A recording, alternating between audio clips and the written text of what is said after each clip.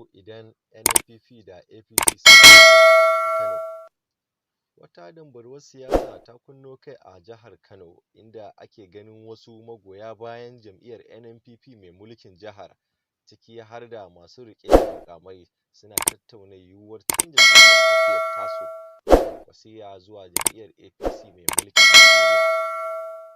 Mataki na zuwa ne kwanaki ƙalilan bayan hukuncin kotun ƙolin ƙasar wanda ya baiwa gwamna NNPP Abba Kabir Yusuf nasara a wata shari'ar kan halaccin zaɓensa. Halin da ake ciki dai babu ga maciji tsakanin jagoran tafiyar siyasar ɗariƙar Kwankwasiya wato Rabiu Musa Kwankwaso da Abdullahi Umar Ganduje, shugaban riƙo na jam'iyyar APC kuma jagoran jam'iyya a Kano. Batun da ya soma taso ne bayan da gwamna Abba Kabir Yusuf ya ba wa shugaban Najeriya Bola Tinubu bayan hukuncin da kotun ƙolin Najeriya ta yanke, da ya tabbatar da halaccinsa a matsayin gwamna, duk da zarge-zargen da ya sha a baya na cewa ana shirya wata maƙarƙashiya domin ƙwace kujerar tasa. Kwatsam kuma sai aka ga ɓullar wasu rahotanni da ke cewa shugaba Bola Ahmed Tinubu bai bai wa jagoran jam'iyya ta APC umarni ba su je su sasanta tsakanin jam'iyyar NNPP Rabiu Musa Kwankwaso. Bayan haka ana nan ga wasu mashawarta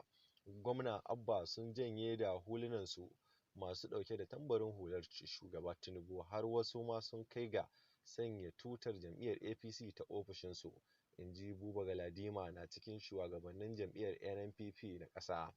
na Najeriya, ya kuma yi wa BBC bayani cewa siyasar jam'iyya na iya tattaunawa da kowane ɓangare. NNPP da suka fara sanya alamun jam'iyyar APC ƙila sun zaƙu ne na cewa a yi tafiya tare, amma wannan bai nuna cewa su ne suka riƙe da jam'iyya ko su ke riƙe da gwamnati wanda za su iya zartarwa, inji shi ba. A cewar Abdullahi Abbas, shugaban jam'iyyar APC na jihar Kano, shugaba Bola Ahmed Tinubu bai ba su umarni su je su tattauna da dukkan masu son shiga jam'iyyar APC ba.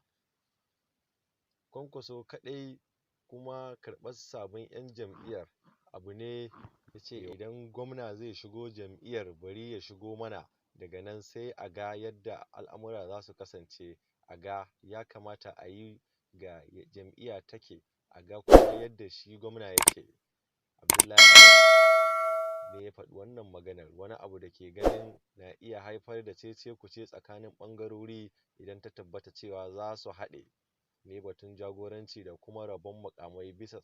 tsarin siyasa. Tuni wasu